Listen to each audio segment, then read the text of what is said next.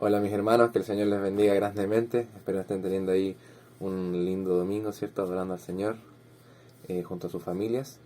El día de hoy vamos a compartir un mensaje centrado en Juan 5 del 1 al 14.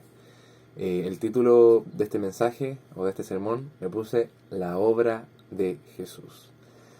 Si puede ahí tener su Biblia, yo lo voy a estar leyendo en Reina Valera. Juan 5 entonces, del 1 al 14. Amén. Leemos entonces en el nombre del Señor. Dice así. Después de estas cosas había una fiesta de judíos y subió Jesús a Jerusalén. Y hay en Jerusalén cerca de la puerta de las ovejas un estanque llamado en hebreo Betesda, el cual tiene 5 pórticos. En esto yacía una multitud de enfermos, ciegos, cojos y paralíticos, que esperaban el movimiento de las aguas. Porque un ángel descendía de tiempo en tiempo al estanque y agitaba el agua, y el que primero descendía al estanque después del movimiento del agua quedaba sano de cualquier enfermedad que tuviese. Y había allí un hombre que hacía 38 años que estaba enfermo. Cuando Jesús lo vio acostado y supo que llevaba ya mucho tiempo así, le dijo: ¿Quieres ser sano? Señor, le respondió el enfermo, no tengo quien me meta en el estanque cuando se agita el agua, y entre tanto que voy, otro desciende antes que yo. Jesús le dijo: levántate, toma tu lecho y anda. Y al instante aquel hombre fue sanado y tomó su lecho y anduvo, y era día de reposo aquel día. Entonces los judíos dijeron a aquel que había sido sanado: es día de reposo, no te es lícito llevar tu lecho. Él le respondió: el que me sanó, él mismo me dijo: toma tu lecho y anda. Entonces le preguntaron: ¿quién es el que te dijo: toma tu lecho y anda? Y el que había sido sanado no sabía quién fuese, porque Jesús se había apartado de la gente que estaba en aquel lugar. Después le halló Jesús en el templo y le dijo: mira, has sido sanado, no peques más, para que no te venga alguna cosa peor. Amén. Oramos a nuestro Dios. Padre Santo, vamos delante de su presencia, Señor, agradeciendo esta instancia, Señor, de poder predicar su palabra, Señor. Te pido que en esta hora, Señor, sea donde sea, Señor, que estén mis hermanos escuchando, que tú puedas hablar a sus vidas, a su corazón, Señor, que tú puedas hablarme a mí también, Señor, a través de tu palabra, Señor, que podamos, Señor, ser alimentados de tu Espíritu, Señor, a través de la palabra, y que, Señor, aquellos que están necesitados, Señor, de ti, puedan, oh Dios, mediante este mensaje, Señor, recibir, Señor, aquello que necesitan. Gracias, Señor, por tu amor y por tu misericordia. En tu nombre, Jesús, Señor. Amén. Amén. Bien, como contexto, mis hermanos, tenemos lo siguiente. Jesús venía de sanar al hijo del oficial de un rey en Capernaum, ¿no? Luego de haber viajado de Judea a Galilea. Esto lo podemos encontrar en Juan 4, del 46 al 54, ¿no? Posteriormente a eso, Jesús se dirige a subir hacia Jerusalén en medio de una fiesta judía. Aclararse aquí específicamente que no se sabe realmente cuál era la fiesta judía, ¿no? Pero algunos eruditos no le atribuyen a que era la Pascua. Posteriormente Jesús se dirige a un estanque llamado Betesda, ¿no? Esto es importante para después verlo bien, ¿no? Donde se encuentra una multitud de enfermos. Esto sale aquí en el versículo 3. Debido a que en ese estanque, ¿cierto?, se tenía la creencia de que venía un ángel a agitar las aguas y el primero que entraba era sanado, ¿no? Y es allí mismo, en ese estanque, donde se encuentra al hombre de 78 años, ¿no?, que estaba enfermo. Perdón, de 38 años que llevaba enfermo. Bien, entonces el punto A, como les había dicho antes, el mensaje tiene el nombre La obra de Jesús. El punto A dice: en su obra el mismo Jesús toma la iniciativa. Y bien, aquí lo primero que tenemos que ver y observar es que en la obra que va Dios a realizar, ¿cierto? Allí vemos que hay un principio trascendental, ¿no?, que mueve siempre a nuestro Dios, ¿no? Y es lo siguiente, y es que a lo largo de la vida un creyente, ¿no?, como bien sale primera de Juan 4:19, nosotros, ¿cierto?, le amamos a Él porque Él nos amó primero, ¿no? Y entonces lo primero que nos fijamos acá es cómo en su obra el Señor, ¿cierto?, primero va a Él por el amor que Él tiene por nosotros, ¿no? En este sentido, dentro de la obra que realiza Jesús allí, no era 100%, ¿no?, su obligación sanar, pero eso estaba en su corazón definitivamente, y esa es el amor, es la gracia divina, ¿no? En este sentido, todo parte por ese deseo del Señor de tener un encuentro con nosotros, y para reflexionar, ¿no?, cada uno de nosotros, si hoy podemos ser cristianos, ¿no?, podemos adorar a nuestro Señor, tener una comunión con Él, es básicamente porque Dios nos amó primero. Amén. Entonces, como punto A, en su obra, el mismo Jesús toma la iniciativa. Qué bonito recordar, ¿no?, ¿cierto, mis hermanos? Cuando se nos pregunta por nuestro testimonio, ¿no?, y de alguna forma siempre decimos que Jesús fue que nos llamó, que nos tocó, que nos llevó una palabra, ¿cierto? Jesús de alguna forma siempre es el primero que nos llama a nosotros, ¿no? Como dice una canción, con cuerdas de amor, ¿no?, con brazos de amor nos atrae. Como punto 2 o B, dice, en su obra no hay enfermedad tan grande que pueda frenarlo, ¿no? Y aquí nos vamos a detener bien en el pasaje, ¿no? Vamos al versículo 5 en adelante. Dice, y había allí un hombre que hacía 38 años que estaba enfermo. Cuando Jesús lo vio acostado y supo que llevaba ya mucho tiempo así, le dijo, ¿quieres ser sano? Y ahí, bueno, después el enfermo dice, Señor, le respondió el enfermo, no tengo quien me meta al estanque cuando se agita el agua, y entre tanto que yo voy, otro desciende antes que yo, ¿no? Entonces, lo primero que vemos cuando Jesús va a hacer su obra, quizás la primera barrera que uno a veces puede tener o puede mostrar muchas veces es la enfermedad o algo difícil que estemos viviendo, ¿no? Y que no pueda ser sanado o curado de alguna forma rápidamente, ¿no? Entonces, lo primero que entendemos en este punto es lo siguiente, ¿no? Y es que Jesús observa la situación de este hombre. En este sentido, Dios y Jesús en este aspecto sabía la condición en la cual estaba el hombre. Y por lo tanto también puede comprender el sentimiento que tenía, ¿no? O sea, llevaba 38 años enfermo y siempre alguien, ¿no?, en esa creencia que había de que un ángel movía las aguas, llegaba antes que él, ¿no? Entonces, Jesús no solamente sabía su enfermedad, sino que también sabía el sentimiento, sabía cómo él estaba de alguna forma con sentimientos de resignación, de decepción, ¿no? Porque no había podido, ¿no?, entrar o recibir esa sanidad. Sin embargo, aquí hay otro punto clave, ¿no? Vemos que el Señor en el versículo 6 le hace la siguiente pregunta, ¿no? ¿Quieres ser sano? Y es aquí donde el enfermo responde conforme a su nivel de revelación, pues él tenía su mirada en el estanque, en ese lugar donde obraba la gracia divina, ¿no?, y donde él miraba de lejos. Escuchaba lo que pasaba y es por ello que reconoce a su obstáculo, el de no poder alcanzarla, ¿no? Y es allí donde mira en Jesús esperanzado. Y aquí es algo muy importante, ¿no? Porque algo que debemos entender es lo siguiente. Si bien no hay enfermedad tan grande, ¿cierto?, que pueda detenerlo, no hay cosa tan grande que pueda detener la obra de Jesús, ¿cierto? Muchas veces lo que sí podría detenerlo es nuestra falta de fe, nuestra falta de mirar a donde tenemos que hacerlo, ¿no? Obviamente Jesús no siempre de alguna manera en nuestra vida nos va a sanar de todas nuestras enfermedades, ¿no? Pero sin embargo, cuando miramos a Jesús, algo distinto pasa, algo empieza a cambiar en nuestras vidas, algo realmente empieza a experimentar el verdadero poder de Dios. Ese hombre probablemente tenía su mirada en el estanque ya hace un buen tiempo. Sin embargo, cuando Jesús le hace esta pregunta, él desvía su mirada, ¿cierto?, del estanque, de la situación que tenía, y empieza a mirar a Jesús. Y ahí es cuando vemos cómo la gracia divina, el poder de Dios, el amor de Dios empieza a obrar en su vida, ¿no? Como dice el versículo 6, cuando Jesús lo había acostado y supo que llevaba ya mucho tiempo, le dijo, ¿quieres ser sano?, ¿no? Y como vemos más adelante, en el versículo 8, Jesús le dijo, levántate, toma tu lecho y anda. Y al instante que el hombre fue sanado, y tomó su lecho y anduvo.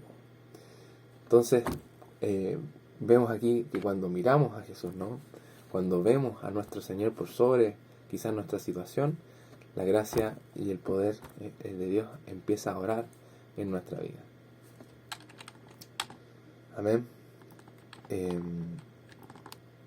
Ahora bien, para contextualizar un poquitito, el tema de que un ángel tocara el agua era la creencia que se tenía, ¿cierto?, en esa época a nivel local, ¿no? Era una tradición de alguna forma que reunía a mucha gente, ¿no? Sin embargo, aún en medio de la creencia, ¿no?, de aquel fenómeno, podemos ver también la gracia sanadora de nuestro Señor, ¿no? Aún así, de la creencia que se tenía, el Señor decide no obrar en medio de ella. Entonces, como resumen del punto B, en su obra, ¿cierto?, no hay enfermedad tan grande que pueda frenarlo, ¿no? No hay espacio ni condiciones ni suficientemente tiempo, ¿no?, que pueda frenar la obra de nuestro Señor cuando le miramos a Él por sobre todas las cosas, ¿no? Como punto 3 o letra C, en su obra Jesús realiza un trabajo integral. Y aquí nos vamos a ir al versículo 14, ¿no? Ahí sí puede verlo en su Biblia. Dice, después le halló Jesús en el templo y le dijo, mira, has sido sanado, no peques más para que no te venga alguna cosa peor. Entonces podemos ver lo siguiente, y aquí algo interesante, ¿no? Dice, vemos que el hombre poseía esta enfermedad debido a su vida pecaminosa, debido a algún pasado, ¿cierto?, con el pecado que lo llevó también a caer en esta enfermedad. Dice, pues es allí donde Jesús le advierte, ¿no?, al hombre que había sido sanado, que no vuelva a pecar, cosa que no le suceda algo peor, ¿no? Y aquí hay algo importante, ¿no? Si bien no siempre le podemos atribuir a la enfermedad la causa como pecado, sí podemos decir que el pecado no lleva a nada bueno, ¿no? Y muchas veces una consecuencia del pecado son las enfermedades, ¿no?, como podemos observar en este caso. Ahora, ¿qué es lo importante, ¿no?, de esto que le dice Jesús? Porque le dice, mira, has sido sanado, no peques más para que no te venga alguna cosa peor, ¿no? Entonces, no solamente le está diciendo la obra que hizo sanadora a él en su vida, ¿no?, como enfermedad, sino que le está diciendo, mira, te he limpiado, he hecho algo en ti, no vuelvas atrás, no vuelvas a cometer lo mismo que te llevó a tener esta enfermedad, ¿no?, en esta manifestación, ¿no? Pero esta enfermedad no solamente tenía tintes físicos, ¿no?, sino que también era una enfermedad relacionada con el tema de estar en pecado, de estar lejos de Dios. Entonces, vemos que en el trabajo integral de Jesús no solamente podemos observar que Jesús lo sana físicamente, ¿no?, sino que también hace algo en su corazón, lo limpia, le quita, ¿cierto?, ese pecado, ¿no? Él sana su alma. Y aquí es donde nos vamos a centrar justamente en lo que les había dicho, ¿no?, del nombre, ¿no?, del estanque, ¿cierto?, que les mencioné que Jesús llega aquí al estanque de Betesda, ¿no?, que significa casa de la gracia, la cual es traducida del hebreo como lugar de misericordia. Entonces tenemos lo siguiente, en medio de una condición que lleva años, ¿no?, como el enfermo acá, 38 años sin poder ser sanado, en medio quizás también de su resignación, en medio de las creencias locales que él podía haber adoptado, Dios toma la iniciativa, le hace verlo a él primero y obra en su corazón, no solamente limpiándole, ¿no?, de sus pecados, sino también sanándolo físicamente. Y esto nos lleva a comprender básicamente que en medio del encuentro que Jesús tiene con nosotros, Él tiene misericordia, ¿no? Él lleva esta gracia, ¿cierto?, a la vida de esta persona. Y aquí es interesante, ¿no?, porque muchas veces en nuestra vida quizás hablamos del primer amor, ¿no?, como algo que vivimos, ¿no? Sin embargo, tenemos que detenernos en lo siguiente, le dice, no peques más para que no te vengas alguna cosa peor, ¿no? Es decir, no volvamos atrás, sino que vivamos, mantengámonos, ¿cierto?, en la línea, en este primer amor. De alguna forma, la obra que Dios hizo en nosotros, debemos vivirla cada día, ¿no?, agradecerle cada día, estar en contacto con Él cada día.